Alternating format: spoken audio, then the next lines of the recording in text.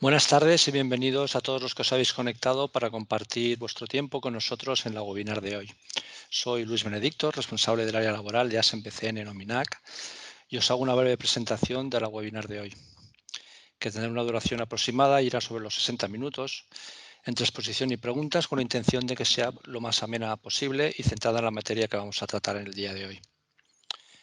Como ustedes sabrán, el Real Decreto Ley 32/2021 del pasado 28 de diciembre, de medidas urgentes para la reforma laboral, la garantía de estabilidad en el empleo y la transformación del mercado de trabajo, aprobado entre el Gobierno y los agentes sociales el pasado mes de diciembre y que ha sido convalidado por el Congreso de los Diputados el pasado 3 de febrero, ha supuesto y va a suponer, a partir del próximo 31 de marzo, en que adquieren vigencia todo el articulado del mismo, importantes cambios, tanto en lo que es en materia de contratación y sobre todo yendo orientado fundamentalmente a la reducción de la alta tasa de temporalidad existente en el mercado español, que si quiero recordar creo que está duplicando la tasa media de Europa, y el compromiso por parte del Gobierno de España de el intento de generalizar el contrato indefinido como contrato principal, con la idea o la pretensión de poder tener acceso a las ayudas que se generan desde el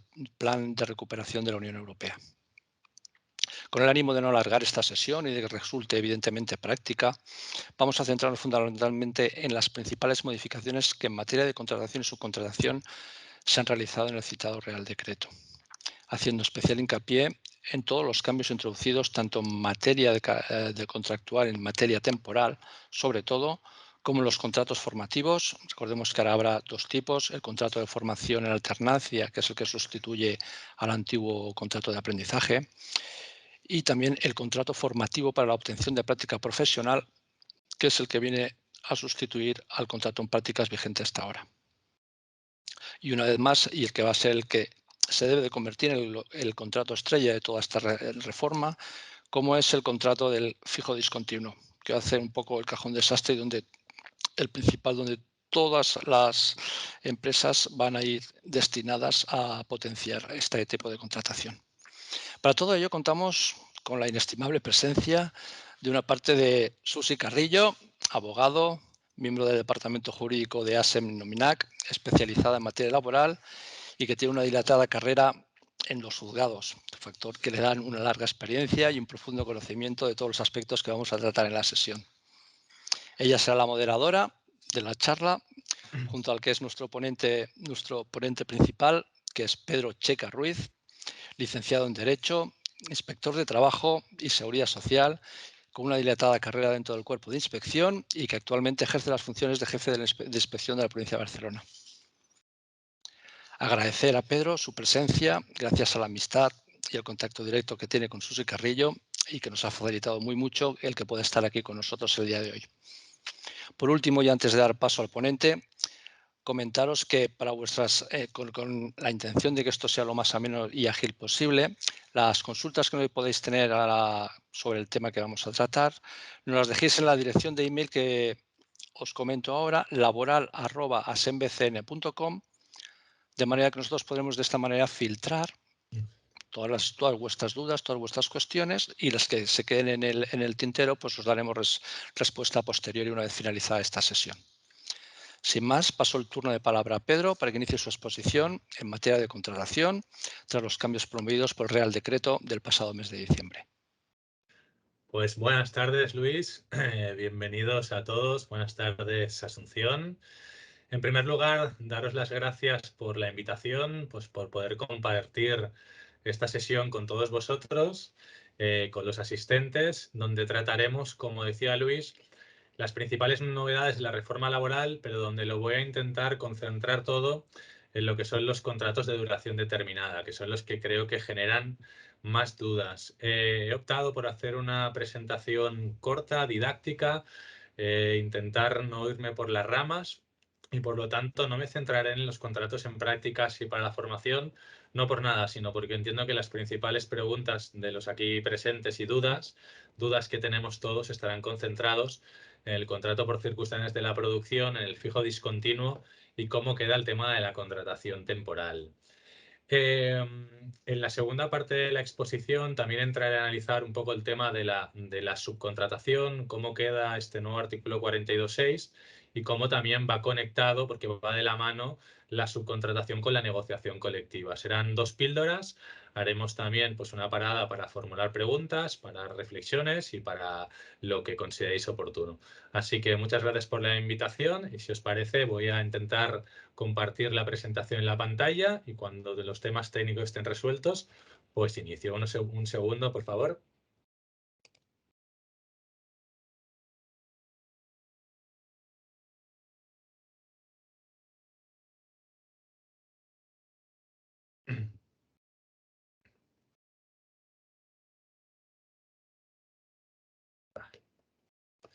Perfecto, ¿se ve bien? ¿Me podéis confirmar que se vea bien? Perfecto, Pedro, se ve perfecto. Genial. Pues venga, iniciamos la presentación, esta primera parte, concentrada en lo que son las novedades de la reforma laboral en materia de contratación laboral. Como decía Luis en la exposición, pues varias son las principales novedades que introduce esta reforma laboral, que podríamos situar en cuatro partes claramente diferenciadas. La primera, la parte de contratación temporal, que es la piedra angular y la que haremos referencia en esta primera parte.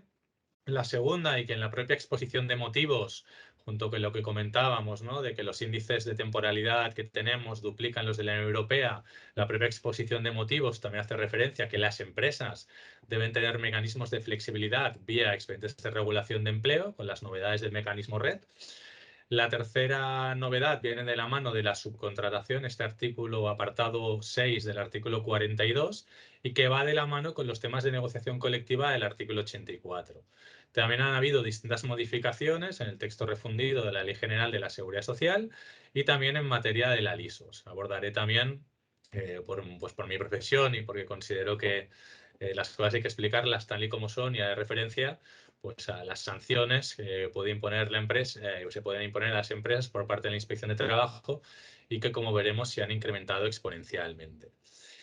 Lo primero que hay que decir, y antes de comentar esta diapositiva, es que el objetivo de la reforma laboral es claro. La exposición de motivos lo dice de manera clara, rotunda y contundente, es acabar con las tasas de temporalidad que generalmente han ido asociadas a precariedad. Y por lo tanto se dice que hay que, de manera clara, generalizar el contrato indefinido y clarificar los contratos de duración determinada.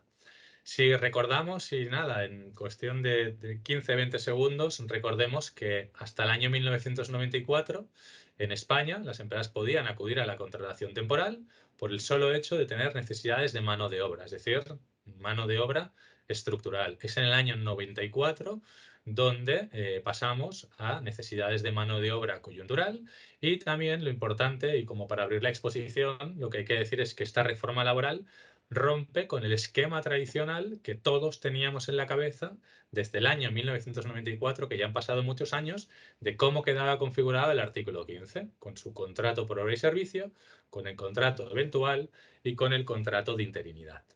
Aquí lo que tenemos que tener claro es que hay un cambio de paradigma en la contratación, que se apuesta de manera clara y contundente por el contrato indefinido, y así en el nuevo artículo 15 lo primero que nos dice en el primer apartado del legislador es que el contrato de trabajo se presume concertado por tiempo indefinido. No es ninguna novedad, no es algo que nos pille de sorpresa, pero aquí lo que como punto de partida, y si fuéramos directores de recursos humanos, pequeñas empresas, lo que estaremos es todos preocupados un poco a ver cómo encajamos este nuevo marco jurídico en las necesidades que tengan cada una de nuestras empresas, de nuestros clientes.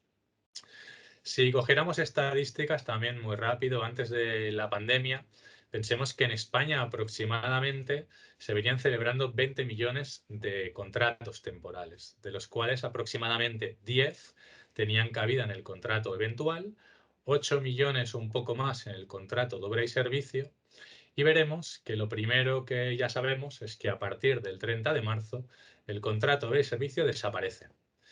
Pero no solo desaparece del artículo 15, sino que desaparece por disposición expresa, disposición derogatoria de todo el ordenamiento jurídico, lo cual va a plantear pues numerosas yo creo que dudas, problemas de cómo encajar estas necesidades de mano de obra en el esquema que quede, sobre todo para las relaciones laborales de carácter especial.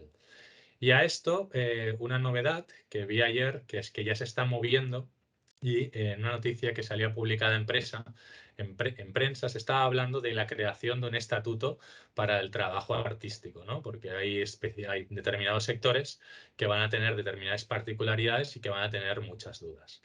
Pero más allá de las particularidades que todos tengamos que tener, aquí vuelvo a repetir lo que es un cambio de paradigma en materia de contratación, donde el contrato se presume indefinido. Y como decía, a partir del 30 de marzo desaparece el contrato de servicio. En segundo lugar, se amplía de manera, digamos, pero que muy flexible los contornos del contrato fijo discontinuo. Estos 8 millones y pico de contratos de obra y servicio que se venían celebrando en España, pues van a tener que encajarse en las nuevas modalidades. Y estas nuevas modalidades serán el contrato de obra, el contrato indefinido ordinario, el contrato fijo discontinuo, que se va a convertir en el cajón desastre, y en algunos casos estos contratos de obra puede que tengan cabida en el nuevo contrato por circunstancias de la producción que analizaremos. También hay que decir que desde el año 2012 y desde años anteriores, siempre la realidad social de las empresas iba por un lado, siempre nos planteamos por qué tenemos este problema en España, por qué hay estas altas tasas de temporalidad y cuál es la realidad jurídica. La realidad jurídica iba por un lado, la realidad social por otro. Los legisladores siempre habrían intentado penalizar en cierta manera el uso de la contratación temporal. ¿Cómo? Pues incrementando el tipo de cotización, que es más elevado en la contratación temporal que en el contrato indefinido, desde el año 2010 con la regla de encadenamiento de contratos y luego también estrechando las diferencias entre la indemnización que debe satisfacerse a un contrato temporal, y también pensemos que cuando vamos encadenando contratos temporales, cada vez que se finaliza un contrato hay que indemnizar al trabajador, con la reducción de la reforma laboral de la indemnización del despido a 20 o a 33 días. Pero todas estas medidas, como decía Luis, no han servido de nada y a día de hoy nos situamos en estas tasas de temporalidad. Tenemos también una reforma laboral consensuada, pactada, lo cual yo creo que es positivo, pero para los operadores jurídicos el tema del consenso a veces nos complican un poco la vida a nivel interpretativo, porque cuando hacemos un consenso y para llegar al acuerdo, pues a nadie sorprenderá, igual que ocurre con los convenios colectivos, hay que forzar la redacción para contentar a ambas partes. Pues bien, como decía, aquí no solo se amplía de manera muy dilatada lo que es los márgenes del contrato fijo discontinuo que abordaremos, se penaliza y todavía más el encadenamiento de contratos. Aquí va a quedar limitado a las circunstancias de la producción.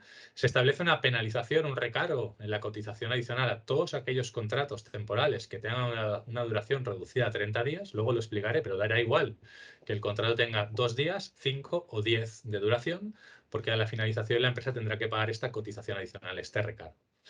Y luego también entiendo, y bueno, no entiendo, afirmo que a nadie de los aquí presentes les sorprenderá que conociendo la ideología de cómo está liderado el Ministerio de Trabajo y que a la propia inspección se nos llama, para mi sorpresa a veces, policía laboral, pues que se han incrementado las responsabilidades administrativas de la Inspección de Trabajo y Seguridad Social, ¿no? También como un mecanismo fiscalizador de control de reducción de la temporalidad. Bien, ya esta primera parte de exposición, lo primero que tenemos que decir es el régimen transitorio. Yo creo que a estas alturas ya todos lo tenemos claro, pero simplemente muy rápido establecer. En primer lugar, todos aquellos contratos celebrados antes de la reforma laboral, contratos de obra y servicio, contratos eventuales, contratos en prácticas, en formación, en interinidad, siguen rigiéndose por el marco anterior. Por lo tanto, tampoco creo que sea ninguna sorpresa que aquellas empresas que tengan celebrados contratos de obra y servicio y contratos eventuales, pues los estirarán hasta la duración máxima. En el caso del contrato de obra y servicio, 3 años o 4 por convenio, y en los contratos eventuales hasta el máximo de 1 año dentro del periodo de referencia, que luego haré referencia que desaparece.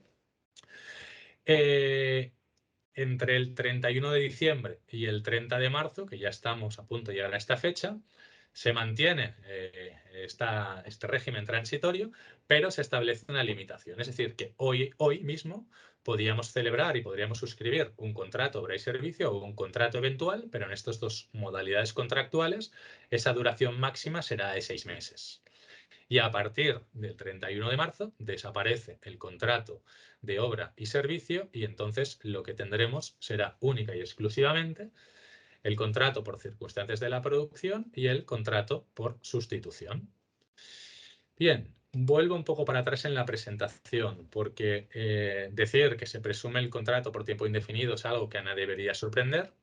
Reiterar, como dice en el artículo 15, que los contratos de duración determinada van a quedar concentrados en las circunstancias por la producción y el de sustitución, pero este artículo 15 también conlleva que los aspectos formales a la hora de una empresa tener que redactar, tener que formalizar un contrato, donde siempre todos los laboralistas decimos, cuidado, que cuando firmamos un contrato en ese anexo hay que poner toda la información que es necesaria para analizar la concreta contratación que vamos a realizar. No hay solo que dejarlo a lo que está previsto en convenio colectivo.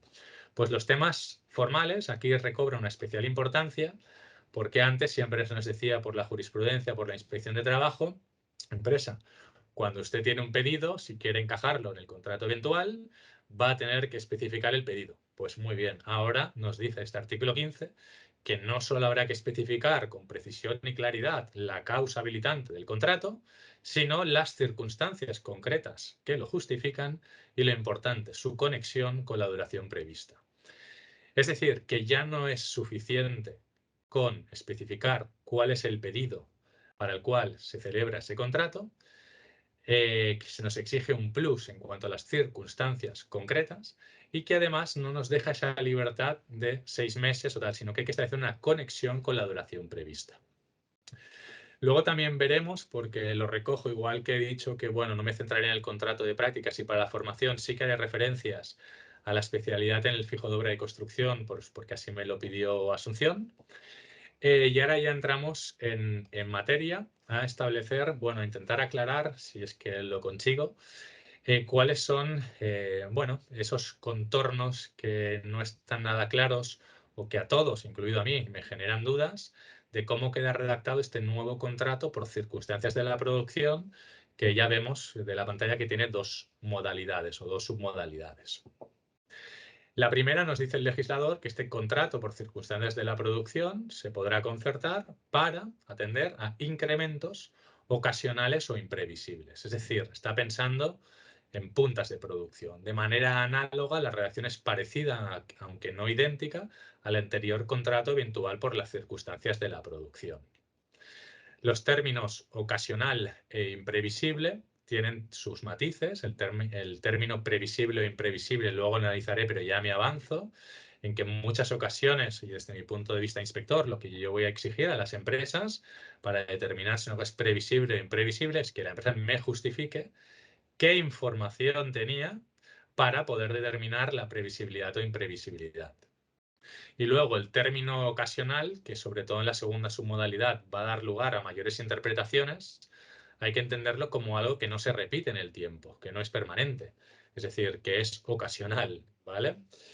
Estas puntas de producción, en este nuevo artículo 15 o en este nuevo contrato por circunstancias de la producción, se nos introduce un matiz. No solo los incrementos ocasionales o imprevisibles, que tendría que ser algo parecido, análogo al contrato eventual, sino que ahora se nos introduce también el término oscilaciones. Oscilaciones, nos dice la propia norma, que aunque se traten de la propia actividad ordinaria de la empresa, generan un desajuste entre la mano de obra que requiere una empresa y la que necesita para hacer frente a estas puntas de producción. Y el término oscilaciones nos lo introduce también el legislador, haciendo referencia como un ejemplo a las vacaciones. Y lo importante no es solo el tema de las vacaciones, que aquí nos lo introduce como novedad, siguiendo en cierto modo la jurisprudencia del Tribunal Supremo, que como decía, ¿no? La lectura la debemos hacer como que el cajón desastre, lo que quiere el legislador es que la prioridad sea el contrato indefinido. Y cuando no se pueda utilizar el indefinido, el contrato por circunstancias de la producción sea la excepción. Y aquí el propio legislador nos establece que este incremento ocasional imprevisible, estas oscilaciones, se podrá utilizar para suscribir ese tipo de contratos siempre y cuando no respondan a supuestos que están recogidos en el artículo 16, es decir, al contrato fijo discontinuo. Y aquí permítanme que haga un salto, aunque luego vuelva otra vez a esta diapositiva, para referirme a el contrato fijo discontinuo. Me voy para detrás, pero luego vuelvo para adelante y vuelvo para detrás. En el contrato fijo discontinuo, mirar, yo creo que esta manifestación es bastante clara, donde, a mi juicio, la voluntad del legislador es la siguiente. Todas aquellas necesidades de mano de obra que tengan carácter permanente, es decir, no ocasional, y que no alcancen la cobertura del año natural, de la jornada anual, ya sean de carácter estacional, de temporada o intermitentes, se deberán canalizar por el contrato fijo discontinuo, no pudiéndose acudir a la contratación temporal. Reitero esta idea, que creo que es fundamental para entender cómo encajamos las necesidades de mano de obra que tenga una empresa con la modalidad contractual a utilizar. Toda aquella necesidad de mano de obra que tenga una empresa de carácter permanente y que no permita la cobertura durante toda la jornada anual, porque si no sería el indefinido, ya sean de naturaleza estacional, de temporada intermitente, que son las características, los supuestos del fijo discontinuo, deben canalizarse a través del fijo discontinuo. Me vuelvo nuevamente a la diapositiva anterior al explicar el contrato por circunstancias de la producción para añadir dos cuestiones más. Por un lado, decía antes que el anterior contrato eventual por circunstancias de la producción, recordemos que tenía una duración de 6 meses, ampliable a 12, pero siempre dentro de un periodo de referencia. Es decir, que si esa necesidad de ese contrato eventual nacía el 1 de enero, yo tenía un año para poder suscribir este contrato. Por lo tanto, si en septiembre suscribía un contrato eventual, no podía hacer un contrato de 6 meses, porque tengo dos parámetros, el periodo de referencia y la duración del contrato. Esto desaparece. Desaparece y aquí el legislador nos dice, la duración de este contrato es de 6 meses, pero ampliable por convenio colectivo hasta un máximo de un año. Y también nos dice el legislador que en caso de que ese contrato, porque cuando lo formalicemos tendremos que hacer referencia a la conexión temporal de la causa que necesitamos y de las necesidades temporales, si hemos suscrito un contrato por duración inferior a 6 meses o a un año, porque el convenio lo permita, podremos celebrar una única prórroga. Por lo tanto, los márgenes que nos deja aquí el legislador son los que son. Estamos en este nuevo paradigma, estamos entre puntas de producción que sí que podrán ser cubiertas por este contrato por circunstancias de la producción, con duración máxima de 6 meses, ampliable por convenio, a un año. Y teniendo en cuenta que la lectura que tenemos que hacer es, ¿puedo ir al fijo discontinuo? Sí, pues me voy al artículo 16. ¿No puedo encajar mis necesidades de mano de obra en el 16? Pues vamos a mirar si me cabe en el contrato por circunstancias de la producción, porque así nos lo dice expresamente el legislador. Y esta primera modalidad, o subtipo, como le queramos llamar, del contrato por circunstancias de la producción, nos genera mayores dudas y aquí a todos, por lo tanto a veces estos foros también están pues para que yo mismo también me pueda plantear pues dudas con todos vosotros. Son las dudas que me plantea el segundo supuesto, porque el segundo supuesto habla de que este contrato por circunstancias de la producción también se podrá celebrar cuando pretendamos hacer frente a situaciones ocasionales, previsibles y que tengan una duración reducida y limitada que lo va a llevar a los 90 días.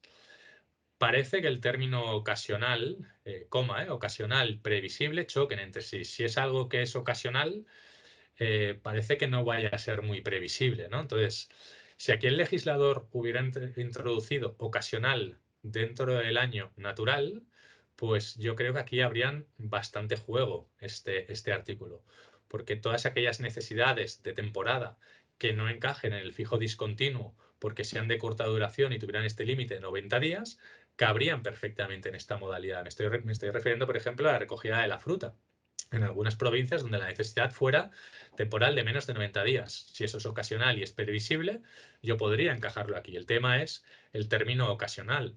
O incluso una empresa que tenga una primera necesidad de mano de obra podría hacer uso de esta modalidad, pero si esa necesidad se reitera en el tiempo y deja de ser ocasional, no la puedo encajar. Por lo tanto, aquí yo creo que es una de las preguntas del millón de cómo se interpretarán por los tribunales esta segunda modalidad. Pensando en poder dar ejemplos, y en algo que no haya leído en ningún lado, sino que pueda ser de cosecha propia, pues hace unos minutos, cuando estaba preparando el webinar, he pensado a ver qué ejemplo podría poner, me he puesto el examen, a ver qué ejemplo se me podría ocurrir para plantearos, ¿no? Y pensaba, bueno, igual no es algo muy frecuente, no estoy en la cabeza de los negociadores de la reforma laboral, pero creo que sí que podría tener cabida pues, una empresa que tiene unas necesidades motivadas por un cambio de centro de trabajo. Ese cambio de centro de trabajo a mí me va a implicar unas necesidades extras de mano de obra, o que bien la subcontrato con una tercera empresa, en cuyo caso ya veremos que nos tendremos que ir a donde nos tengamos que ir, pero si yo lo hago con trabajadores propios, yo los podría contratar. Estamos ante una situación ocasional, porque no se va a repetir, y es algo previsible, porque las necesidades de la obra y cómo gestionar la obra yo las tengo previstas. Y la necesidad de esa obra sí que las puedo encajar en los 90 días. No sé si es un buen ejemplo, porque creo que en muchas empresas no cambian habitualmente de centro de trabajo, pero creo que es un ejemplo donde sí que puedo encajar los términos ocasional, previsible y esta duración reducida y delimitada. Una de las cuestiones que tampoco es baladí es el tema de los 90 días, ¿no? Porque estos 90 días nos dice que ha de ser en año natural, por lo tanto, desde el 1 de enero al 31 de diciembre, y que no pueden ser utilizados de manera continuada. Tampoco aquí el legislador nos dice si son 2 periodos de 45, si son 89 y 1, si yo tengo que ir haciendo distintos contratos, finalizarlos y al cabo del año encajarlos en los 90 días. Esta es una, yo creo que de las preguntas que nos hacemos todos, que sinceramente a mí también me generan muchas dudas, y si que me permitís también me lanzo un poco a la piscina, pues hablando con un poco, no por guardar la ropa, sino si yo fuera el inspector que tengo que analizar esta situación, intentaré, y hablo por mí, aquí no hago ningún tipo de referencia ni a lo que es la inspección como trabajo, ni que tengamos ningún criterio, sino intentando hacer bueno, pues un desgranaje de lo que sería lo que nos podemos encontrar en la práctica, que seguro que supera, ¿no? Lo primero que me plantearía es saber cómo esta empresa se ha planteado utilizar esta modalidad contractual, y en función de lo que me aporte, de lo que la información que me dé la empresa, pues partiría en principio de la buena fe de la empresa. Es decir, que hay muchas empresas, la gran mayoría, que quieren hacer las cosas bien y lo intentan hacer bien, pero hay veces que la norma no es clara. Por lo tanto, me situaría en esa situación proactiva, cuál es la necesidad de la empresa, entender la situación y ver cómo tiene cabida. Sé que es fácil decirlo, sé que desde mi posición pues es muy libre el poder afirmar lo que estoy diciendo, pero si hay alguno de ustedes que ha tenido alguna inspección conmigo en el pasado, pues por lo menos mi talante lo verán que es constructivo, y que por lo menos por mi parte y por la gran mayoría de los compañeros no tenemos ni la intención ni el deseo de cerrar empresas, ni mucho menos lo contrario. Sin empresas no hay trabajadores, y sin esto el mercado no funciona. Ahora bien, también hay que decir que la inspección es un cuerpo fiscalizador y, por lo tanto, como decía antes, nuestra misión es la que es controlar pues, los determinados incumplimientos, y, por lo tanto, se nos paga por hacer nuestra función, intentar hacerlo lo mejor posible y con las herramientas que nos da la norma, que es para todos. Esta segunda submodalidad del contrato por circunstancias de la producción también establece, y esto es como consecuencia de la archiconocida por todos sentencia del Tribunal Supremo de diciembre de 2020, donde se pone coto por primera vez, con un cambio importante de criterio y de doctrina del Tribunal Supremo, al contrato de obra y servicio, ¿no? Y aquí se nos dice también que no puede identificarse como causa de este contrato las contratas, subcontratas o concesiones administrativas que constituyan la actividad habitual u ordinaria de la empresa, porque veremos que no es que tendremos que ir al contrato fijo discontinuo. Pero sí que deja abierta la puerta en aquellas contratas que no formen parte de mi actividad habitual, que no sean ordinarias y que no sean previsibles, a tener cabida en el contrato por circunstancias de la producción en la primera submodalidad. Repito, contratas subcontratas que no formen parte de la actividad habitual y que no sean previsibles.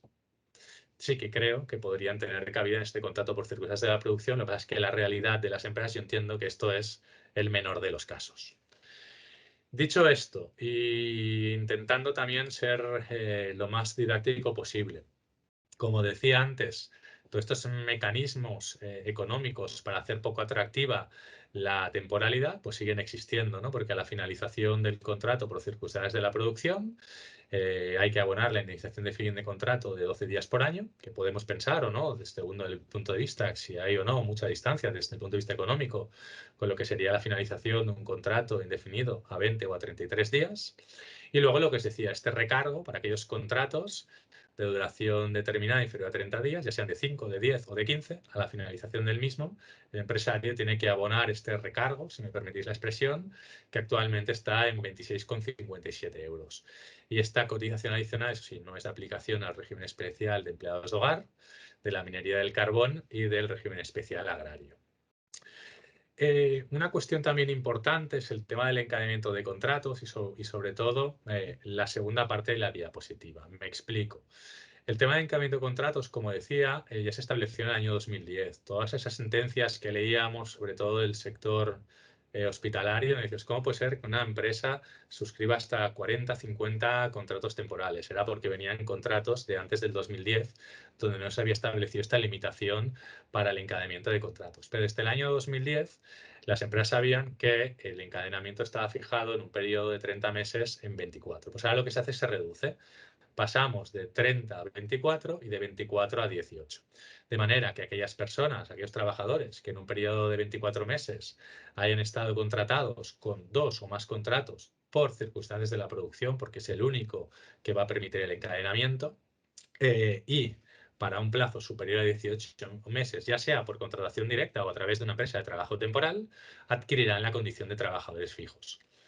Aquí lo importante es la segunda parte. La segunda parte yo sí que creo que es una novedad y que para la política de recursos humanos de una empresa es fundamental, y es tener en cuenta que también adquirirá la condición de fijo aquel trabajador que ocupe un puesto de trabajo que anteriormente hubiera estado ocupado por otro trabajador que ya haya cubierto el encadenamiento, ¿vale?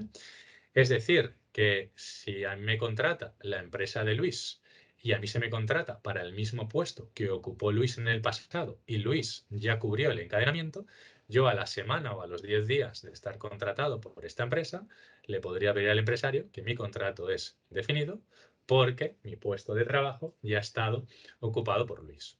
Aquí el tema importante también para mí es la palabra o el concepto puesto de trabajo, ¿no? Normalmente los convenios referimos a categorías, grupos, pero el puesto de trabajo, aquí sí que me permiten también una opinión personal. Desde mi punto de vista de inspector, tenemos mecanismos, tenemos herramientas para poder, en cierta manera, poder fiscalizar, ¿no?, este puesto de trabajo. Y me estoy refiriendo al plan de igualdad, al registro retributivo y a las evaluaciones de riesgos de centros de trabajo que son por puesto. En una empresa pequeña, igual desde el punto de inspector, piensen que ustedes fueran inspectores, pues bueno, a lo mejor es más fácil determinar si ese puesto de trabajo que cubría Luis es el que yo cubro, pero en empresas más grandes esto no es tan sencillo. Por lo tanto, estas son las herramientas que yo considero que desde el punto de vista inspector deberían analizarse y también desde el punto de vista de recursos humanos de una empresa. La disposición transitoria plantea algunos problemas interpretativos por la poca claridad de la redacción de la misma, pero a mi juicio, y como el encadenamiento no se aplica al contrato de sustitución, sino que única y exclusivamente se aplica al contrato por circunstancias de la producción y solo se podrán celebrar contratos por circunstancias de la producción a partir del 31 de marzo, lo único que habrá que tener en cuenta es que nos dice la disposición transitoria que aquellos contratos anteriores también computarán, pero que única y exclusivamente se deberá tener en cuenta el contrato que estuviera en vigor en la fecha de aprobación de la reforma laboral, ¿vale? Por lo tanto, ojo, y aquí para ver si soy capaz de explicarlo de manera gráfica, el contador de cómo situamos los 30 y los 24 se pone a cero. Se pone a cero teniendo en cuenta qué contrato está en vigor en la fecha de aprobación de la reforma laboral y cómo vamos a encadenar con los contratos por circunstancias de la producción, que es el único que ahora permite el encadenamiento, porque el de obra y servicio ha desaparecido. Más. Contrato por sustitución. Este contrato no presenta novedades importantes, aunque sí algunas novedades positivas. Antes le llamábamos contrato de interinidad, ahora le llamamos contrato por sustitución, y las modalidades, los supuestos en los que se puede utilizar son los siguientes. Pues para cubrir a un trabajador que tiene derecho a reserva de puesto de trabajo, pues un trabajador en IT. Y aquí la novedad es que se permite, esto creo que es positivo, que el relevista y el relevado pues, puedan coincidir en el puesto de trabajo durante 15 días antes. Es decir, que aquel trabajador que va a ser contratado para sustituir a aquel trabajador que va a estar en IT pueda iniciar la prestación de servicios con 15 días de antelación. Y esto permita pues, una mejor adaptación para hacer esa sustitución. En segundo lugar, para sustituir a trabajadores que tengan una jornada reducida, pues para jornada reducida para menores de 12 años, para trabajadoras víctimas de violencia de género, etcétera. Aquí lo que hace el legislador es recoger aquello que ya teníamos en convenios colectivos o en la ley y lo transcribe o lo lleva a este artículo 15. Y luego, en tercer lugar, pues mientras las empresas están celebrando un proceso de selección, de promoción para la cobertura de un puesto de trabajo como puesto fijo, se permite celebrar este contrato de sustitución, eso sí, con una duración máxima no superior de 3 meses. A diferencia del contrato por circunstancias de la producción, no hay que abonar indemnización a la finalización del contrato por sustitución. El contrato por sustitución no se aplica al encadenamiento de contratos, por lo que el encadenamiento, como decía, solo y única y exclusivamente se ciñe al contrato por circunstancias de la producción y tampoco se penaliza con la cotización adicional a los contratos de sustitución de duración inferior a 30 días. Incremento de las responsabilidades. Aquí cuestiones importantes y no me amago ni tampoco quiero engañar a nadie, pues por la profesión que me ocupa y con el máximo respeto a las empresas que quieren hacerlo bien, lo intentan hacer bien y por lo tanto se mueven en un marco jurídico sin buscar ningún tipo de ventaja sobre otras empresas. Y también teniendo clara la función fiscalizadora de la inspección y, como he dicho anteriormente, no creo que a nadie le coja de sorpresa, más allá del susto que creo que como empresa, pues al ver esto, pues bueno, yo creo que todavía a día de hoy no hemos salido del susto, ¿no? Las empresas. Aquí lo importante es que anteriormente, si yo hacía una inspección a la empresa de Luis y Asunción y detectaba que habían 10 contratos en fraude de ley, pues porque no tenían autonomía y sustantividad propia, pues yo únicamente podía extender un acta de infracción que iba desde los 626 hasta los 6.000 euros, teniendo en cuenta que en octubre ya se actualizó el importe de la LISOS en un 20%, teniendo en cuenta que hay el pronto pago, la reducción del 40%, pero que desde la entrada en vigor de la reforma laboral esto se ha modificado y se han incrementado exponencialmente las sanciones. ¿Por qué? Porque ahora se va a considerar que hay una infracción por cada una de las personas trabajadoras contratadas. Esto puede ser que han trabajado se tengan varios contratos, por cada una de las personas trabajadoras contratadas. Por lo tanto, si esos 10 contratos que la empresa de Luis tenía en fraude de ley, yo lo llevaba la sanción máxima por los agravantes a 6.226 euros, pues Luis lo que tiene que tener cuidado es que ahora podrían ser hasta 100.000 euros. ¿Por qué? Porque la cuantía de la sanción que va por contratos, pero con contrato no, perdón, por cada uno de los trabajadores afectados va desde el grado mínimo de 1.000 hasta los 10.000. Por lo tanto, si cada uno de los 10 contratos lo sanciona en el grado máximo de 10.000, pues 100.000 euros yo creo que Luis ya puede cerrar la empresa porque no vas a ser capaz de pagarla.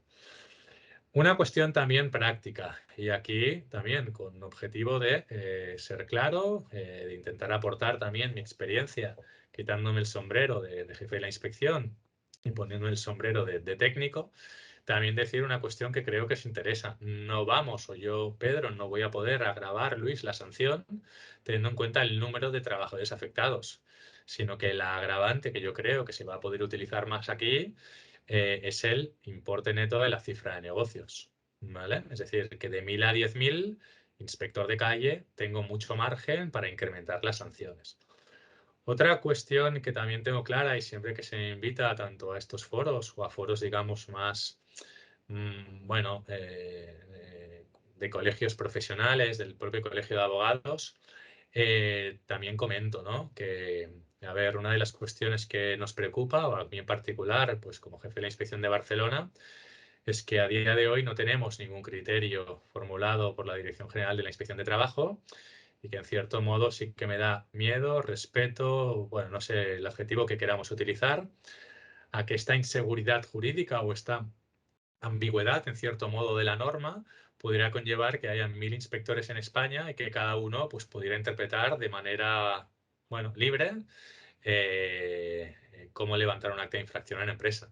Es decir, aquí tiene que haber un recorrido de transparencia por los jueces, por los tribunales, también por parte de la Dirección General, Y lo que nosotros apostamos, como os decía, y yo en particular, es por esta sensación de prudencia, ¿no? De que nuestro trabajo es el que es, pero que hay que analizar cada caso en concreto, cada contrato y cada situación. Creo que se me entiende con lo que digo. Si luego Luis, Asunción, me queréis consultar alguna cuestión de esta, pues totalmente abierto a explicar lo que haga falta. Y ahora ya entramos un poco en lo que es ese cajón desastre, ¿no? Hacia dónde nos empuja el legislador o hacia dónde el legislador empuja a las empresas, que es este contrato fijo discontinuo y que, como decía, ha ampliado mucho los contornos. En primer lugar, no solo por lo que comentaba anteriormente, sino porque desaparece. Es decir, nos juega el legislador como que lo que teníamos claro como contrato a tiempo parcial y fijo discontinuo nos lo cambia, ¿no?, de manos. Y aquí deroga del artículo 12.4 del Estatuto la diferenciación entre el fijo periódico y fijo discontinuo, ¿no?, porque ahora todo va al fijo discontinuo. Es decir, los supuestos en los que tiene cabida el contrato fijo discontinuo son los que marca el legislador, que los podemos catalogar, pues en primer lugar, como aquellos trabajos de naturaleza estacional vinculados a actividades de temporada, es decir, la recogida de la fruta en el campo, la hostelería, es decir, el típico ejemplo que todos utilizamos, aquel negocio que está en la playa y que en función de si el tiempo es mejor o peor, pues abre la temporada, ¿no? Si antes teníamos claro que esto iba al fijo discontinuo y no al tiempo parcial, ahora todo pasa al fijo discontinuo, porque incluso en aquellos supuestos en que estas fechas no sean discontinuos, sino que sean periódicos, como por ejemplo aquellos trabajadores que se puedan hacer cargo de actividades extraescolares durante el mes de julio, pues tendrán cabida en el fijo discontinuo, porque ha desaparecido esta diferencia del contrato a tiempo parcial. Por lo tanto, todos los trabajos de naturaleza estacional y de naturaleza temporada van al fijo discontinuo. En segundo lugar, aquellos trabajos de prestación intermitente que tengan periodos de ejecución ciertos. Aquí, por ejemplo, estaba pensando, pues para poneros un ejemplo, en montaje de escenarios o montaje de eventos. Son prestaciones intermitentes con periodos de ejecución ciertos. Y aquí también nos establece el legislador que estos periodos de ejecución ciertos pueden ser determinados o indeterminados. Dentro de aquellos periodos o trabajos, mejor dicho, de prestación intermitente con periodos de ejecución ciertos y determinados, tienen cabida, por ejemplo, las rebajas en el sector del comercio. Por eso antes decía que si el legislador en el contrato por circunstancias de la producción nos hubiera establecido ocasional en el año natural, estas rebajas podrían ir perfectamente al contrato por circunstancias de la producción. Pero al surgir esta duda y tal y como está redactado el artículo, pues si adoptamos desde el punto de vista de recursos humanos una posición conservadora, nos habremos de ir al fijo discontinuo, porque es intermitente, es un periodo de ejecución cierto y determinado. Y luego también otras grandes novedades, que bueno, a estas fechas ya es por todos conocidos, que ya no podemos utilizar, salvo la excepción que he hecho anteriormente, el contrato de servicio para cubrir la externalización de actividades, las contratas o subcontratas, ya sean mercantiles, administrativas, sino que hay que acudir al fijo discontinuo, siempre que sean previsibles y que formen parte de la actividad ordinaria de la empresa. Luego haré referencia al tema del llamamiento, porque aquí también se van a dar situaciones donde las contratas duren 2, 3 y 4 años y no hayan lo que es característico hasta ahora un fijo discontinuo, que es actividad, para la actividad, luego llamamiento y periodos de actividad y no actividad. Un ejemplo típico de contrata es pues, una empresa, un supermercado que externaliza el servicio de vigilancia con una empresa. Pues esta empresa de vigilancia va a poder suscribir contratos fijos discontinuos para poner esos vigilantes en ese centro de trabajo. Y luego también otra novedad importante que hasta ahora había prohibido el Tribunal Supremo es que las ETTs también puedan celebrar contratos de trabajo utilizando esta modalidad del contrato fijo discontinuo, eso sí, para poner a trabajadores a disposición de empresas usuarias siempre y cuando se cumplan los parámetros del artículo 15. Del fijo discontinuo. Aquí voy a acelerar un poco, que igual voy un poco mal de tiempo. He dicho que quería ser muy didáctico, pero no me quiero dejar nada. El contrato fijo discontinuo nos exige formalizar por escrito la duración del periodo de actividad, la jornada y la distribución horaria. Pues bien, esto habrá casos en los que en el fijo discontinuo, por periodos de prestación intermitente indeterminados, en los que por mucho que la empresa quiera, no va a ser fácil el poder establecer cuando se firma el contrato ni la jornada ni la distribución, ¿vale? El tema del llamamiento que va a generar, pues yo creo que uno de los grandes problemas para recursos humanos, cómo gestionamos el fijo discontinuo. Muy bien, tenemos claro lo que es el fijo discontinuo, ¿vale? Pero vamos a bajar a la realidad. ¿Cómo lo gestionamos? ¿Cómo gestionamos los llamamientos? El orden. ¿Cómo gestionamos aquellos supuestos en que yo llamo a un trabajador y está en IT? He de darlo de alta, de mantener la cotización. Es decir, aquí se abre un escenario no nuevo, pero que va a generar muchos problemas, sobre todo para recursos humanos. El tema del llamamiento se sigue delegando en los convenios colectivos. Sabemos que la gran mayoría de los convenios colectivos se rigen por el tema de la antigüedad, porque es un criterio objetivo, pero a nadie sorprenderá, y lo digo yo mismo, que si yo fuera empresario, pues muy bien, el tema de la antigüedad está muy bien, pero todos conocemos a la plantilla y todos sabemos que en algunos casos necesitamos unos trabajadores y no a otros. Por lo tanto, las necesidades de las empresas son unas, establecer parámetros objetivos y formales no siempre es fácil y por lo tanto el criterio de la antigüedad, que puede ser el más objetivo, pues ya veremos, porque habrá determinadas empresas que a lo mejor este criterio tienen que modularlo. Entonces, el régimen de llamamiento se sigue delegando en los convenios colectivos, eso sí, se introduce que aquellas empresas que su convenio colectivo no hayan establecido el tema del llamamiento podrán hacer un acuerdo de empresa.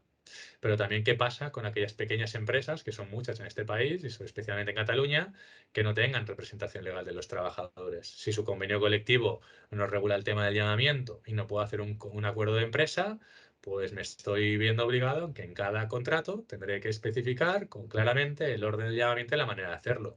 Por lo tanto, problemón de cara a la gestión de este contrato fijo discontinuo. El contrato fijo discontinuo debe ser por escrito, en el modelo oficial, se ha de comunicar con suficiente antelación a la representación legal de los trabajadores, se ha de comunicar al SEPE, etcétera. Esto yo creo que todos lo tenemos claro. Y luego dos contratas, dos cuestiones importantes que no me quiero dejar. El tema de las contratas y contratas, donde, como os decía, los periodos de inactividad han de entenderse que son periodos de espera para recolocación con nuevas subcontrataciones. Si a mí me contratan para prestar servicio de seguridad en este supermercado, pues mi periodo de actividad será esperar que la empresa me coloque en otra. Pues aquí también se van a plantear problemas porque habrá empresas, especialmente las grandes, que no tendrán tantos problemas de poder recolocar a trabajadores, pero las empresas pequeñas se pueden encontrar con mayores dificultades. Y aquí una de las cuestiones claves que nos establece la reforma laboral, que el periodo de inactividad debe ser fijado como máximo en convenio colectivo. Es decir, que el convenio colectivo sectorial podrá fijar cuál es el plazo máximo de inactividad, pero que si el convenio colectivo no me establece este plazo máximo de inactividad entre contrata y nueva subcontrata, este plazo será de un máximo de 3 meses. Por lo tanto, si el convenio no dice nada y transcurren 3 meses en los que no puedo recolocar ese trabajador, me veré obligado como empresa a utilizar las medidas de flexibilidad interna y externa, es decir, acudir a un ERTE o acudir a un despido objetivo o a un despido colectivo. Y luego otra cuestión también que no es baladí y que está planteando dudas, sobre todo en la doctrina, pero que yo creo que la norma es clara, es que en el contrato fijo discontinuo, salvo que el convenio colectivo lo regule, no cabe la posibilidad de suscribir contratos fijos discontinuos a tiempo parcial. ¿Qué hacemos con aquellos trabajadores que su jornada no llena la jornada completa? O el convenio colectivo establece la posibilidad de fijar trabajo de tiempo parcial, o aquí se plantea también un problema importante para abordarlo. Pues en el fijo discontinuo no tenemos horas complementarias, habría que acudir a lo mejor a una distribución irregular de la jornada, pero plantea problemas de base para poder dar trabajo a esos trabajadores que los tenemos encajados en el fijo discontinuo, pero que si el convenio colectivo sectorial no lo regula, la norma parece clara en ese sentido, que dice que no puedo celebrar un contrato de tiempo parcial, es decir, que el fijo discontinuo es a jornada completa. Eso sí, no cumplo todo el año. Y luego el tema de la antigüedad, que cuando, bueno, en el mes de enero estábamos bastante preocupados, y especialmente las empresas, en cómo interpretar el tema de la antigüedad, especialmente el tema de la indemnización, ¿no? Porque en este país, especialmente en la hostelería, podría haber empresas que tuvieran trabajadores contratados desde hace 20 años con un fijo discontinuo, ¿no? Es decir, si lo miramos desde el punto de vista sindical, pues yo le puedo decir, coño, Luis, no me intentes, o Asunción, no me intentes regatear 2 meses de indemnización, ¿no? Asunción me dijo, joder, Pedro, no te fastidia, no te estoy regateando 2 meses, tío, que este señor lleva 20 años, ¿no? Entonces, no se trata de establecer un mercadeo. Aquí el legislador puede que haya problemas interpretativos, pero es una cuestión que, como sabéis, abordó el Tribunal Supremo con los fijos discontinuos de la agencia tributaria y donde la última jurisprudencia del Tribunal Supremo establecía que aquí habían dos parámetros, ¿no? Que, es decir, un ejemplo, ¿no? Ese trabajador que lleva 5 años en la empresa, pero que ha trabajado 6 meses al año, ¿no? Pues a los efectos de calcularle lo que es la promoción profesional o calcularle un trienio o un quinquenio, yo, empresa, le tengo que reconocer toda la relación laboral, es decir, los 5 años, le tengo que reconocer ese quinquenio. Pero si lo despidiera, no tengo por qué reconocerle 5 años de antigüedad, sino únicamente el tiempo de servicios efectivamente prestado. Yo creo que aquí lo que ha dictado el Tribunal Supremo es claro, tal y como está la norma, seguro y estoy convencido que planteará litigios y veremos cómo se resuelve. Pero aquí yo creo que las reglas del juego están marcadas por el Tribunal Supremo y o se modifica la doctrina o veremos. Pero aquí, vaya, yo creo que habrá litigios seguro. Y luego ya para acabar, como os decía, más que el de prácticas e información, que son interesantes, pero que igual no plantean tantas dudas interpretativas, sí que he preferido centrarme en indefinido, esta nueva figura del contrato indefinido, que ya diré que indefinido me parece que va a tener bien poco adscrito a obra, ¿no?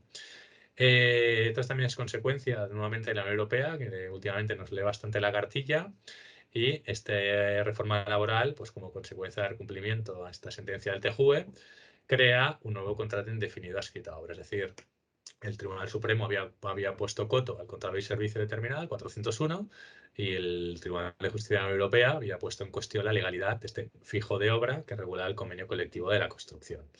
Aquí también hay dudas interpretativas que voy a intentar clarificar de manera lo más gráfica posible.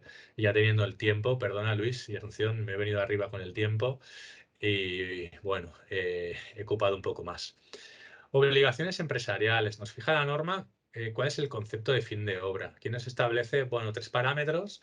El primero yo creo que es claro, ¿no? Terminación real, verificable de los trabajos. El segundo es un poco más ambiguo, o que permite, más que ambiguo, permite mayor interpretación, que es el de la disminución del volumen de obra por la realización paulatina de las corrientes unidades de ejecución, ¿no? Es decir, está viendo la puerta que las obras no acaban de golpe, sino que van teniendo, pues por distintos tajos, van acabando y se va reduciendo el volumen de obra.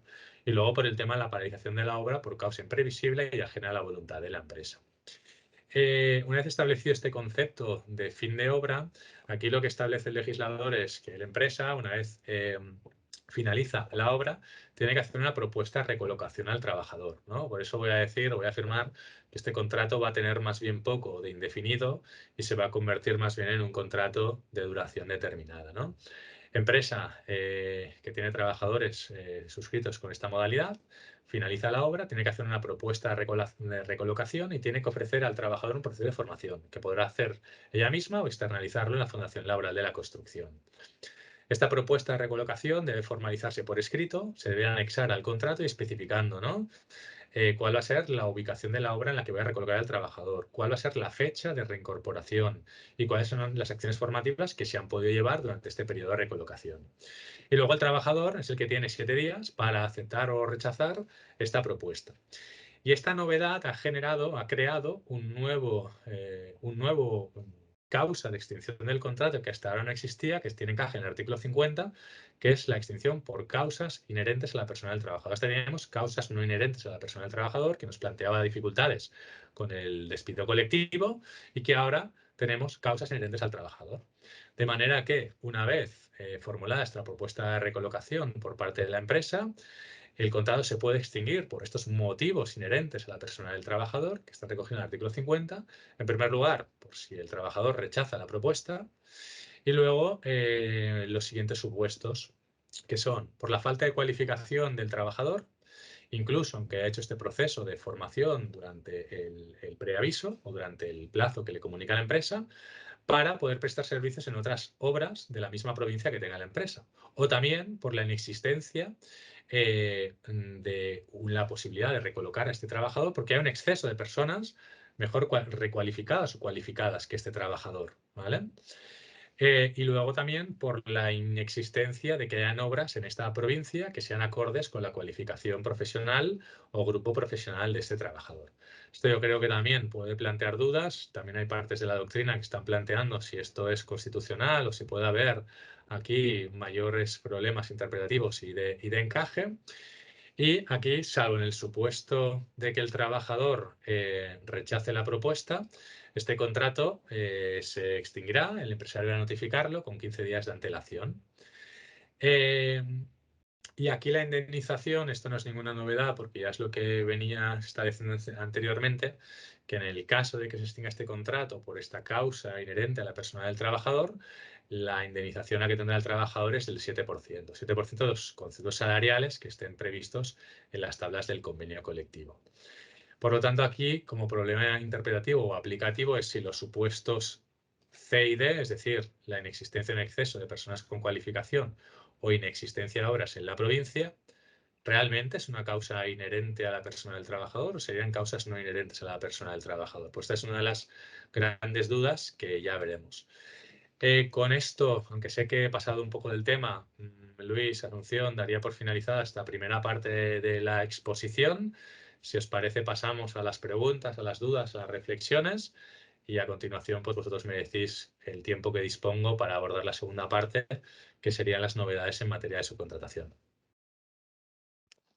Sobre todo, bueno, hablo yo, Luis, darte las gracias porque yo teníamos un montón de dudas, pero con tu exposición a mí o se me han aclarado todas o son las que tenía en algún momento, pero que son las que tú tienes y las que nos dices, bueno, aquí va a haber litigiosidad. O sea, que ha sido una exposición brillante como siempre, las dudas prácticamente nos han quedado bastante, por mí casi todas resueltas.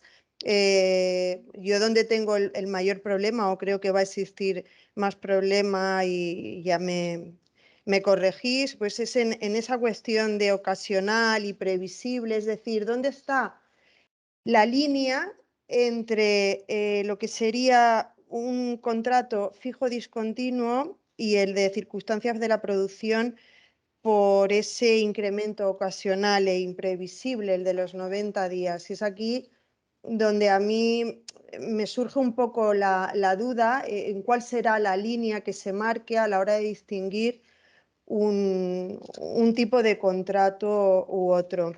Y otra duda que se me quedaría también, pero que es como tú dices, que daría opción a una judicialización probablemente en exceso, que es el tema de la antigüedad en los fijos discontinuos, pues sobre todo es muy importante, claro, para el cálculo de la indemnización, que es al final un tema totalmente económico y es por la excepción que impone la propia norma, es decir, ¿cuál es esa excepción? ¿Vale? Entonces, por lo demás, bueno, es que ya te digo, me ha quedado muy claro todo. No sé si hay alguna pregunta que podamos. Es que me ha quedado totalmente clarísimo y creo que a la mayoría de la gente que hay, que nos está viendo también, porque recibo constantemente mensajes por el WhatsApp de qué gusto oír hablar a alguien de un tema sobre el que domina. Por lo tanto, no sé si Luis Benedicto tiene alguna pregunta en concreto que podamos... Yo tengo una duda que he estado en otras webinars a las que he estado escuchando y que se me plantea y creo que la tengo clara, pero me iría estupendo pues que tú nos la aclares. Cuando hablamos de la contratación temporal con ese límite de 6 meses que puede ser ampliado por convenio a 1 año, esa nueva, o sea, esos 6 meses de más tienen que venir definidos en el convenio colectivo. Y entiendo yo por lo que he estado escuchando en diferentes webinars y diferentes medios, que ese pacto no vale para los anteriores a la reforma. Es decir, si yo tengo un convenio colectivo del 2020 a 2023 que me permite esa ampliación al año, no me va a ser válido para ahora. Tengo que esperar a que salga ese nuevo convenio, esa nueva renovación y que me vuelvan a hacer mención a la posibilidad de esa prórroga de posible alargamiento de esos 6 meses para la nueva modalidad a partir de ahora de marzo.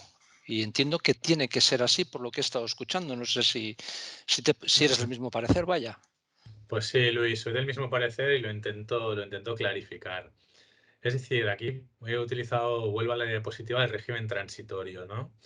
Es decir, yo lo que decía, ¿no? En los contratos anteriores, a 31 de diciembre, yo creo que las empresas lo que van a hacer es alargar al máximo lo que había. Pero hoy mismo podríamos firmar un contrato de obra y servicio. Un contrato de servicio no tiene prórroga, ¿eh? Serían 3 años, ampliado a un cuarto por convenio. Aquí solo podríamos suscribir este contrato de servicio con un máximo de 6 meses. En cambio, también podremos suscribir un contrato eventual por circunstancias de la producción.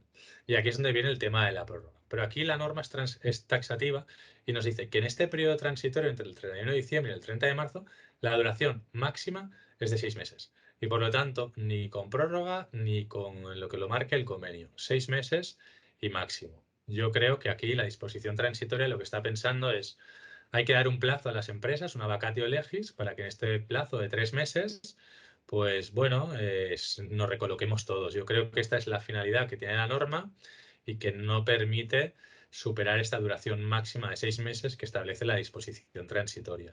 No sé si coincidimos, Luis, creo que esta es la lectura que yo hago y así lo veo. Y luego, pues para contestarle también a Asunción, a ver si, un segundo. El tema del incremento ocasional e imprevisible, por utilizar igual un ejemplo que igual no es muy bueno, siempre teníamos en mente que cuando teníamos lo que decía, ¿no? El anterior contrato eventual, ¿no? Que es el más parecido, ¿no? Tenemos un pedido donde a mí me encargan hacer, yo qué sé, lo que se me ocurra, 1000 unidades de una determinada puerta, ¿no? Yo más o menos ya con ese cliente ya tengo previsto lo que voy a hacer, lo que te voy a tener que fabricar, lo que voy a tener que producir para poder poner a disposición de ese cliente y por lo tanto también tengo más o menos calculadas lo que sería mi mano de obra, por llamarle estructural, ¿no? Entonces, las palabras aquí o los términos ocasional e imprevisible me permitirían que si en el mes de abril o en el mes de mayo este cliente me dice, oye, mira, Pedro, que ya no necesito 1000 puertas, sino que necesito 500 más o 200 más, pues ese es un incremento, una punta de producción que es ocasional, porque no es la política habitual, y que es imprevisible, y que esa ocasionalidad, esa imprevisibilidad, esa punta de producción genera que yo tenga menos mano de obra estructural que la que realmente necesito para poder cubrir ese exceso de producción motivado por ese incremento de una punta de producción. Y entonces ahí pueda suscribir 2, 3 o los contratos que consideremos, justificar la causa de esa contratación, justificar la conexión en el tiempo que necesito para dar salida a ese pico de producción, ¿vale? El tema no es tanto el incremento ocasional imprevisible. Yo aquí Asunción, no sé, también me lanzo, ¿no? A mí me plantea problemas el término de oscilaciones, que lo dirige simplemente a las vacaciones, pero aquí pueden caber otro tipo de preguntas sobre otro tipo de permisos, ¿no? Y si dentro del término oscilaciones, oye, las vacaciones cuando están programadas a mí no me generan ningún tipo de oscilaciones, yo ya lo sé. Pero esas oscilaciones ya no tienen por qué ser imprevisibles. Aquí es donde me genera un poco de duda, porque aquí hay sectores de la doctrina que opinan una cosa, no está claro, y yo creo que lo ocasional y lo imprevisible en la primera modalidad, entre comillas, lo podemos más o menos, tener un poco, no claro, pero podemos vislumbrarlo, ¿no? Y el que sí que me genera muchas dudas es el segundo, porque ocasional y previsible es que chocan. Si me hubieran puesto, como os decía, ocasional dentro del año natural, vaya, es que aquí encajamos y yo creo que esta era una de las ideas que pudieron tener los negociadores, de poder encajar periodos de temporada reducidos que no sobrepasaran los 90 días. Pero vaya. Y luego, Asunción, me has hecho otra pregunta, esta era una, y la otra pregunta, ¿cuál era? Ahora se me ha olvidado, disculpa. El tema de la Sí, antigüedad, en la exacto. excepción, en los hijos discontinuos, que vamos a entender o que se va a entender por esa excepción de no tener en cuenta todo el periodo y Sí. solamente el trabajo, los periodos realmente trabajados. Ya que se decía que problema interpretativo, por mucho que yo diga o yo piense o Luis opine lo contrario, es que me da igual, Luis. Seguro que cuando esto se plantee acabaremos en el juzgado sí o sí, por lo que te decía, ¿no? Porque yo te voy a decir, oye, pero págame los 2 meses que no ha trabajado, ¿no? Y tú me dirás, oye, que no es esto, que es que abrimos aquí la caja de Pandora. Pero como decía, Asunción, aquí el Tribunal Supremo recientemente sí que se pronunció sobre este tema y Sí. dijo que hay 2 módulos, ¿no? Uno, el tema de la antigüedad a efectos de lo que sería un trienio o un quinquenio o determinados derechos que a efectos de promoción profesional y el tema de la antigüedad a efectos de la indemnización. Pero vaya, que problemas interpretativos los va a haber porque se va a plantear por los sindicatos, yo creo que vaya, que seguro porque intentarán ganarlo con total legitimidad, porque la norma no es clara. Perfecto, pues Correcto. ¿Queréis Luego que me hacen una pregunta aquí que nos dicen, pero yo creo que ya la has contestado, que es, ¿los contratos de obra hechos antes del 31 de diciembre concatenados continúan siendo de 24 meses sobre 36 o se reduce a 18 en 24? Bueno, creo que esto ya lo has sí, y lo he contestado.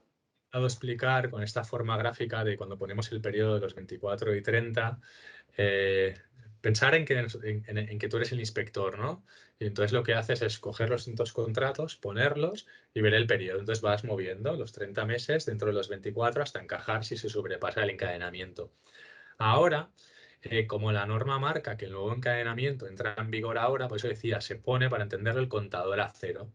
Y donde está la duda interpretativa es cómo enlazo el anterior régimen de encadenamiento con el nuevo, ¿no? Por eso decía, si solo puedo celebrar contrato por circunstancias de la producción a partir del 30 de marzo y es el único contrato que ha previsto el legislador para el encadenamiento, lo único que veo es, vale, ya está en vigor, pero la norma dice de manera clara que solo se tendrá en cuenta el contrato que estuviera en vigor en la fecha de entrada en vigor de la reforma laboral, que es el 31 de diciembre. Por eso decía lo del contador a cero y explicaros, pues, lo que, ¿no? lo que yo hago, ¿no? Para poner este ejemplo claro, pues esto es importante. Esta es una duda también que inicialmente se planteó y que además la entiendo, ¿eh? Porque yo que hago el ejercicio contrario de, perdón, de ir a pillar las empresas, no ir a pillar, entenderme, lo pongo así, de esta manera, ¿no? Y ese me sirve muy bien para poder explicarlo, ¿no? Que vosotros entendáis cómo lo miramos. Incluso recuerdo un caso, no me enrollo, con una empresa que llevaba mucho tiempo y le dije, mira, es que te voy a hacer una apuesta, además lo voy a hacer a mano, ni con ordenador ni con lo voy a hacer a mano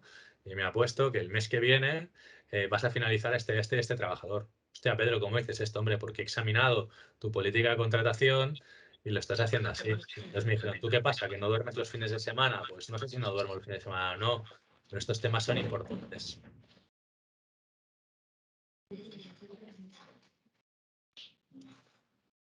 Perfecto, Luis, ¿queréis que pase al Pues tema de sí, si te parece, subcontratación? Pedro, yo creo que pasaríamos ya a la segunda parte para dar por finalizada la presentación, pues nos estamos alargando y entonces pues intentaremos responder a los diferentes mails que nos van haciendo y diferentes consultas, pues ya responderemos por mail.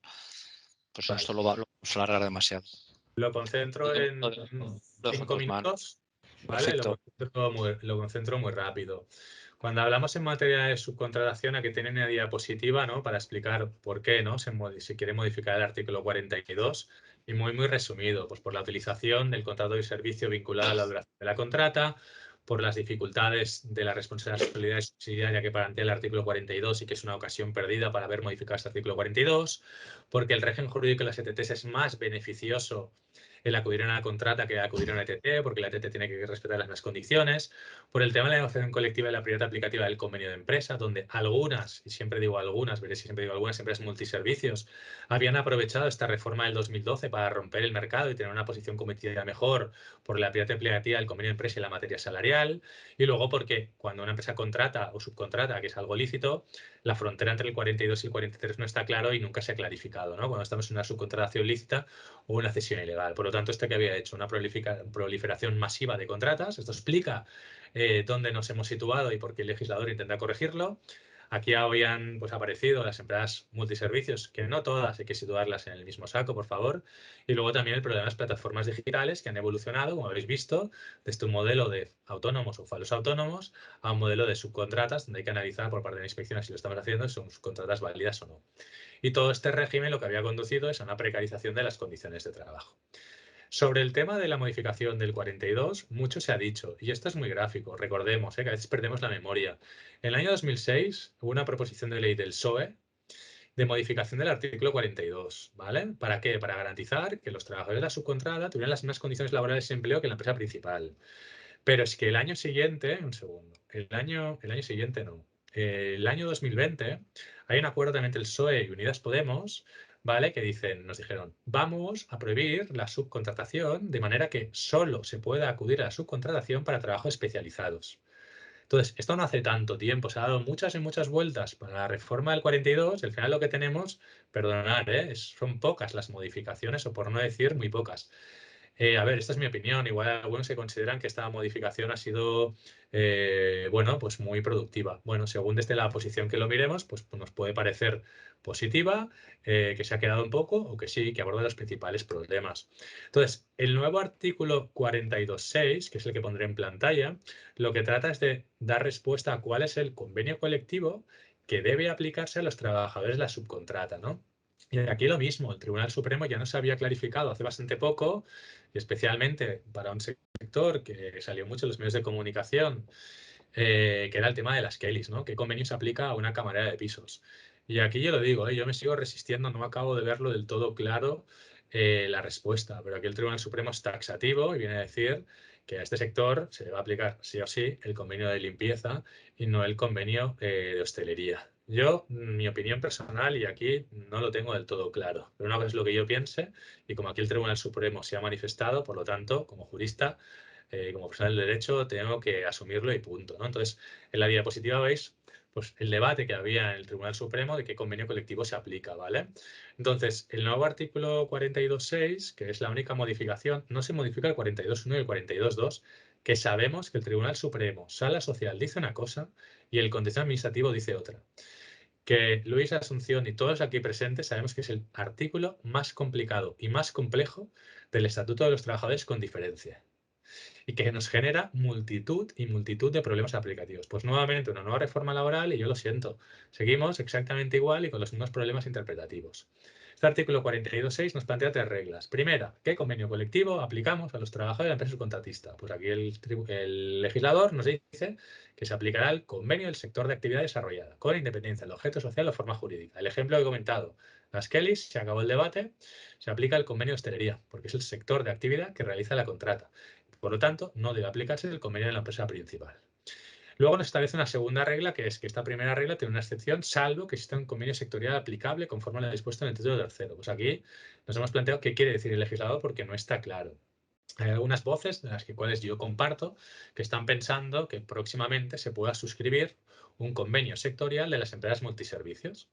¿Vale? Porque son las que generan mayores problemas de aplicación práctica y porque yo creo que esta reforma del 42.6 está pensada como un misil para acabar con algunas prácticas abusivas de algunas empresas multiservicios. Pero aquí este segundo apartado genera dudas y por lo tanto entiendo que una posible interpretación sea esta, que si en los meses siguientes se negocia un convenio colectivo del sector de las empresas multiservicios, ya no se aplicaría a la multiservicios el convenio del sector de actividad. ¿Por qué? Porque pensemos los problemas interpretativos que hay. Si un trabajador el lunes y el martes presta servicios en la contrata de limpieza, pero el jueves y el viernes en la de mantenimiento, ¿qué le aplicamos? El lunes y el martes un convenio, el jueves y el viernes otro. Cuando hagamos la nómina nos vamos a volver locos, ¿no? Entonces yo creo que por aquí puede estar pensando el legislador. Y luego, por si esta regla general, que tiene una primera excepción, no fuera poco, nos establece, que es lo importante, no obstante, es decir, no se aplica lo que hemos dicho hasta ahora, cuando la empresa contratista tenga un convenio propio. Convenio propio es algo que propio es algo que no habíamos visto nunca en el Estatuto de los Trabajadores y que yo creo que está claro que es fruto del consenso. Aquí el convenio propio están pensando que sea un convenio de empresa. Por lo tanto, si la empresa contratista o contratista cuenta con un convenio de empresa, se aplicará esta. Pero aquí lo importante, y lo he puesto en rojo, es que nos dice en los términos que resulten del artículo 84.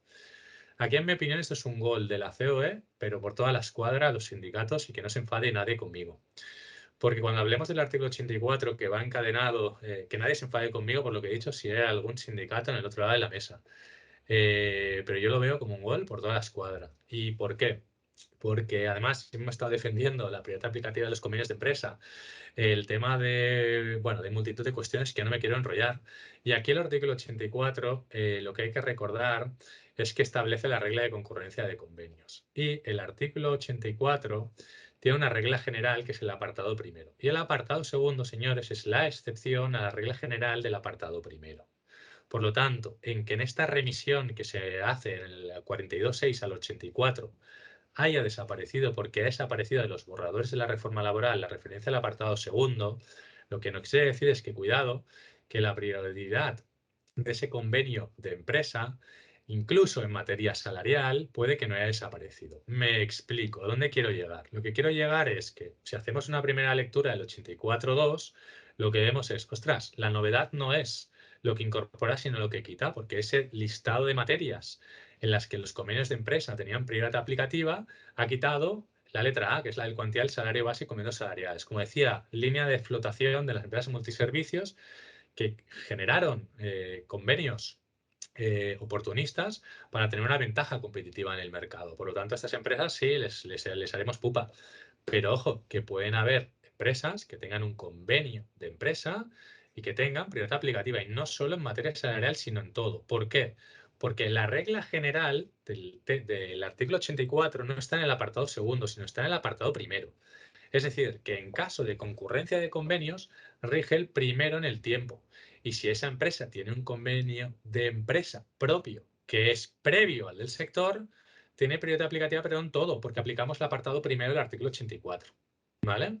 Por lo tanto, la novedad del 42.6 es que va enlazado con el 84, que en el artículo 84, que nos llevaría a hablar de negociación colectiva y he prometido no enrollarme, es que desaparece la cuantía del salario base y por lo tanto esto puede situar las reglas del mercado en una situación más igualitaria para todos, pero no hace desaparecer ni muchísimo menos la prioridad aplicativa del convenio de empresa en todas las materias. Y luego también que el artículo 84.2, que es el que establece la prioridad aplicativa del convenio de empresa, que tiene todas estas materias de la A a la G, es verdad, la A es el salario base, complementos salariales desaparece, pero cuidado, que el B está manteniendo la prioridad aplicativa en convenio de empresa al abono y compensación de horas extraordinarias, a la retribución específica del trabajo a turnos y también a las posibilidades que vía artículo 83.2 podamos establecer otra prioridad aplicativa. Y luego, no nos olvidemos que si aquí queremos retorcer la norma, yo la estrujo. Y aquí lo mismo. Que yo soy una empresa que quiero jugar con una posición competitiva, pues muy bien. Usted, legislador, me quita la prioridad aplicativa del salario base, pues me voy al descuelgue salarial, hago una comisión ad hoc y sigo teniendo la fórmula para poderme descolgar del convenio. O sea, que no se nos olvide, que esto yo creo que es importante. Y luego el legislador, y con esto acabo, solo hace una excepción, que es esta novedad desde el 42.6, no se aplica para los centros especiales de empleo. ¿Vale? Y luego ya la última diapositiva, y con esto acabo, es la disposición transitoria, ¿no? Entonces, esta modificación del artículo 42.6, ¿vale? Y mirar lo que decía, si tiene importancia, porque esta disposición transitoria empieza diciendo, sin perjuicio de la preferencia aplicativa del 84.1. Por lo tanto, aquí el legislador nuevamente dice, sin perjuicio de la preferencia aplicativa del 84.1, que es la regla general. La modificación del apartado segundo de dicho precepto resultará de aplicación, ¿vale?, para aquellos convenios suscritos, registrados o publicados con anterioridad a la entrada en vigor de la reforma laboral y hasta que pierdan su vigencia expresa. Vigencia expresa que es ni prorrogada ni ultraactividad. Vigencia expresa fijada por las partes negociadoras en el convenio. Y eso sí, fija un plazo máximo que es 31 de diciembre de 2022.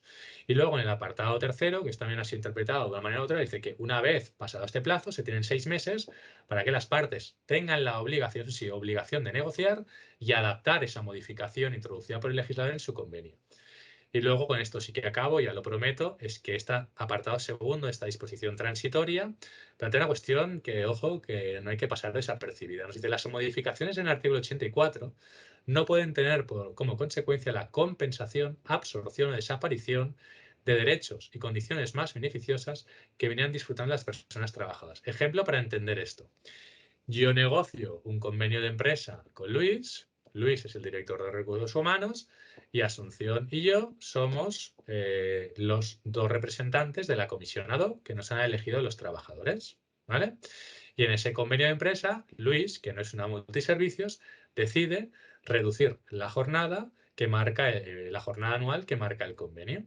Por lo tanto, Luis, ahora con esto tú te quedarías atrapado aquí, porque no podrías compensar, absorber ni hacer desaparecer este derecho o condición más beneficiosa de que venía disfrutando. Y aquí hay dos cuestiones que también se nos había dicho por el Tribunal Supremo, que los convenios no reconocen condiciones más beneficiosas, pero aquí lo establece como derechos o condiciones más beneficiosas. Por lo tanto, cuidado este apartado, que también puede dar lugar a litigiosidad en algunos trabajadores que tuvieran algunos derechos reconocidos por este artículo 84 y que ahora no se pueden ni compensar, ni absorber, ni desaparecer. Con esto doy por finalizada la exposición. Si tenéis alguna pregunta, adelante. Y muchas gracias a todos pues, por vuestra atención, esperando que haya sido de utilidad para todos. Bueno, a ver, no hay, me parece ser, hay un poquito de... Ah, vale, ahora ya está. Es que había un poco de eco. No hay ninguna pregunta. Parece ser que nuevamente lo has explicado perfectamente. A mí sí que me generaba un poco de duda el inicio que explicabas sobre el tema de la subcontratación y qué convenio se aplicaba, porque claro, al aplicar el convenio, digamos, de la actividad principal, como que me suponía una contradicción, ¿no? Con el tema de cuál es el convenio, el principio general de la aplicación de los convenios. Pero bueno, ya lo has explicado perfectamente. Yo también entiendo que ha sido o un gol que se han metido o simplemente que se han dejado meter. El tiempo nos dirá. No sé, Luis, si tienes alguna pregunta para lanzar a Pedro. Por mi parte, ya a modo de despedida, si os parece, pues insistir en el agradecimiento a ambos por estar aquí en esta sesión con nosotras, que esperemos que sea la primera de otras muchas. Agradeceros vuestro tiempo, el de todos los que han participado.